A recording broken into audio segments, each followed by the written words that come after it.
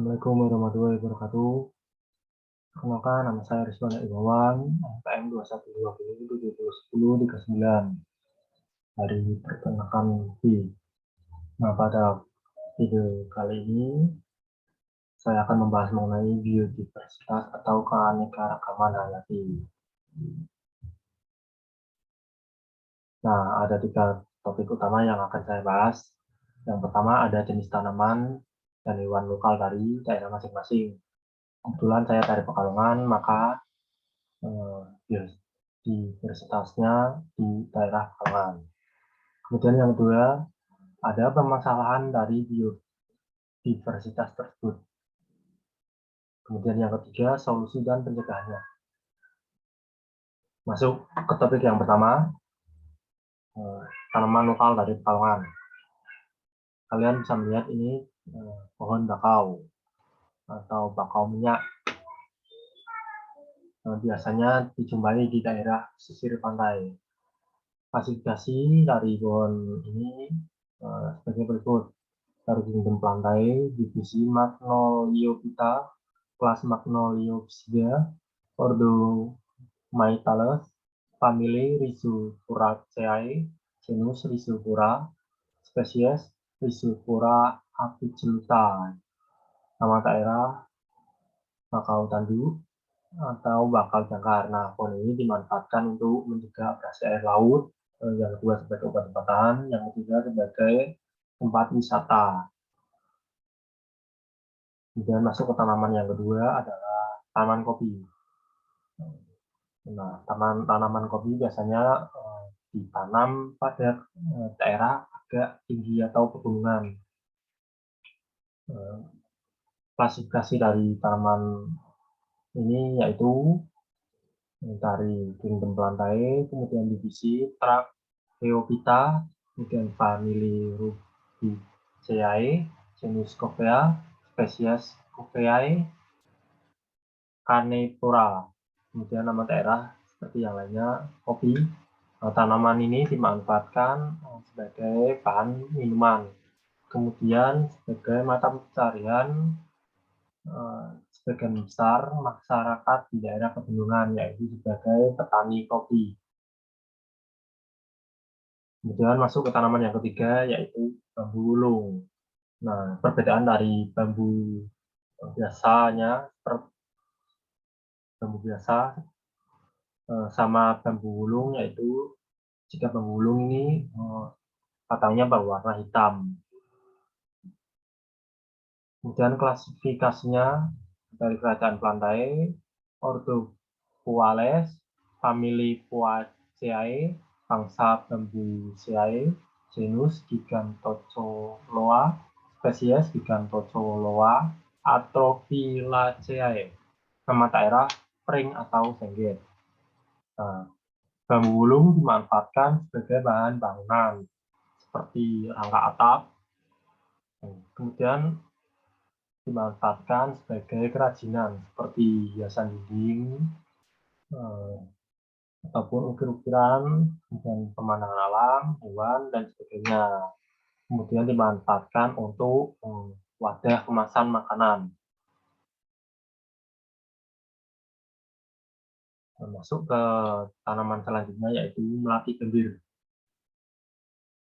Klasifikasinya yaitu dari kingdom plantae, divisi Magnoliophyta, kelas Magnoliopsida, ordo Lamiales, famili Oleaceae, genus Jasminum, spesies Jasminum officinale. Nama daerah seperti yang lainnya melati.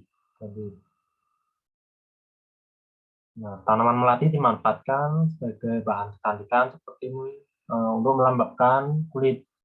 Yang kedua sebagai obat-obatan herbal. Yang ketiga sebagai minuman. Biasanya dapat kita jumpai pada teh. Tanaman ini bunganya campur dengan teh agar menimbulkan aroma khas. Kemudian ada pohon nangka. Klasifikasinya dari kerajaan Plantae, divisi Magnoliophyta, kelas Magnoliopsida, ordo Rosales, famili Moraceae, genus Artocarpus, spesies Artocarpus heterocephalus.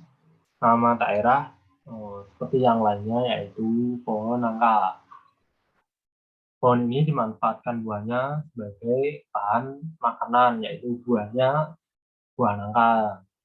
Kemudian yang kedua, getahnya digunakan sebagai perekat atau biasa kita gunakan untuk menangkap pohon atau mencerat burung. Nah, masuk pada bagian hewan. Nah, hewan dari Pekalongan yang pertama ada owa Jawa. Klasifikasinya dari kerajaan tentunya Animalia, hewan. Kemudian filum Chordata, kelas Mamalia, ordo Primatae, famili Hylobatidae, genus Hylobates, spesies Hylobates monolot. Nama daerah Owa Jawa. Nah, selanjutnya manfaatnya yaitu sebagai penyeimbang ekosistem alam. Owa Jawa adalah hewan yang juga pemakan buah-buahan. Oleh sebab itu, otomatis spesies yang keluar akan mengandung biji yang akan dikeluarkan. Hal itu berdampak pada penyebaran biji-biji secara alami di hutan. Kemudian yang kedua ada burung pentet kelabu. Klasifikasinya kerajaan Animalia, filum Chordata, kelas Apes, Apes atau burung yang ahli. Ordo Passeriformes, famili Lanidae, genus Lanius, spesies Lanius stars. Nama daerah Cendet. Pemanfaatannya sebagai burung kicau atau burung hias. Kemudian ini ada gambar elang Jawa. Klasifikasinya dari kingdom Animalia, filum Chordata, kelas Apes, ordo Accitriformes, famili Accitridae, genus Nisaetus, spesies Nisaetus bartelsi. Nah, ini elang Jawa ini pemanfaatannya sebagai puncak rantai makanan, sangat penting pada ekosistem. Kemudian yang kedua ada sebagai sarana edukasi. Nama daerahnya Alap-Alap.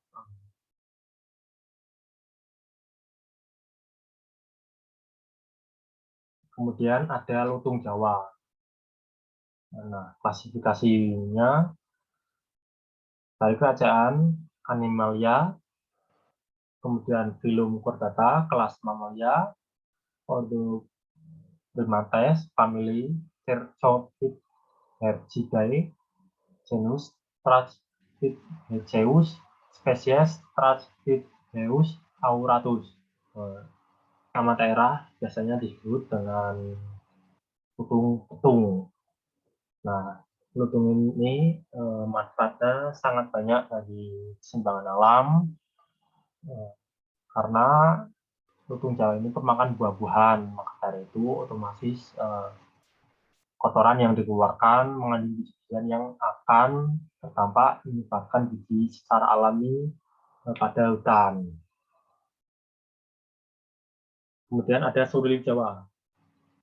Klasifikasinya dari kerajaan Animalia, filum Chordata, kelas Mamalia, ordo Primatae, famili Cercopithaceae, genus Presbytis, spesies Presbytis myrtata. Nama daerah Rerekan. Sama seperti owa Jawa dan lutung Jawa, manfaatnya sebagai penyeimbang ekosistem alam. Surili Jawa adalah hewan yang memakan buah-buahan, maka dari itu otomatis spesies yang dikeluarkan mengandung biji yang akan dikeluarkan. Hal itu berdampak pada menyebar biji secara alami di hutan.